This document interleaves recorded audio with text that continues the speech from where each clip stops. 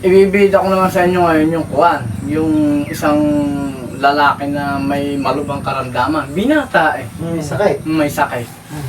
Eh ngayon, ang nangyari siya ipinagagamot ng pamilya.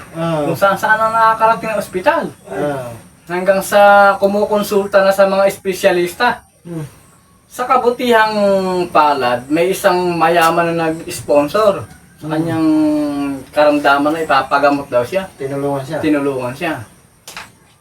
Sa matulin sabi ay dinala sa ospital yung lalaking may sakit, malubha ang karamdaman. Pinaopera. Ang una pa lang nangyari, check up, tapos kinumpay. Talagang pinag-aralan ng yung magagaling na doktor, ng mga espesyalista. Kung ano talaga karamdaman. Natuntun ngayon na kailangan palang maoperahan siya ng mata. Yun ang natuntun. Eh di sa matulin sabi in-schedule yung pagpapa-opera sa kanya, yung operasyon. Di nung ma-schedule, sa matulin sabi nandun na sa araw ng operasyon. Di ina-opera na, ang mata. Aba, di ngayon nung ma-opera, nilalagyan pala ng tukop na gano'n yan. Ng takip, binebendahan gano'n. Blindfold ba Ang tawag sa panakip na sa mata na yun. Mga 2 araw, binuksan ng doktor. 2 araw. Kumusta ang pakiramdam mo sir? May maganda naman ho dok. Mukha kang maganda kang enerhiyak mo ngayon. Tignan ho natin kung nagtagumpay yung ating operasyon. Di tinignan tinanggal yung balot. Sige ho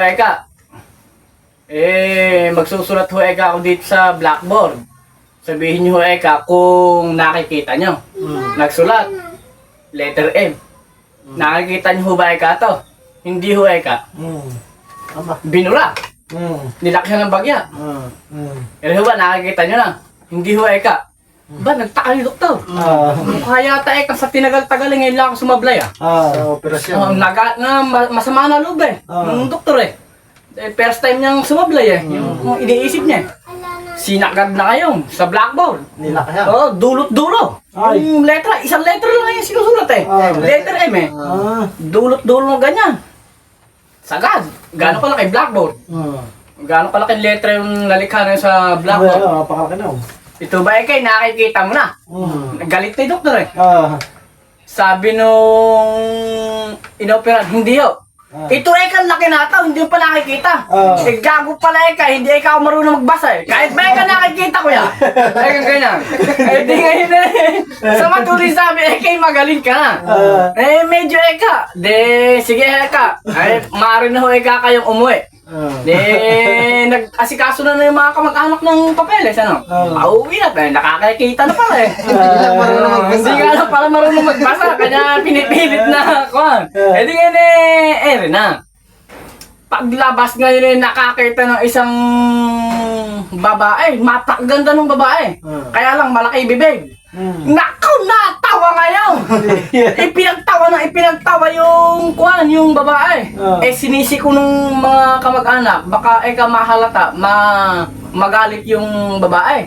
Di ngayon, ginawa niya, tinukop yung bibig. Tinukop niya bibig niya, saka pipigil niyang tawa niya. Lumuwa yung mata. Nakaw, balik na naman doon sa doktor. Hindi ngayon Nakaw, paano ba nangyari ng doktor? Lumuwa na naman kay mata, nakakita na pinagtatawa dyan sa labas Nakaw, di ngayon yung doktor medyo kabado na. Pangalawang beses na hindi pa hilom yung sugat sa pagkaka-opera kumbaga hindi pa magaling Ibinabalik na naman, di ngayon nanginginig-nginig yung mga kamay. Di tinanggal na naman si mata, linis, kung ano mga kinukuting-ting. Binalik. Sabi nung ina-operahan, Dok, pinigil yung kamay. Sandali lang bakit na naman?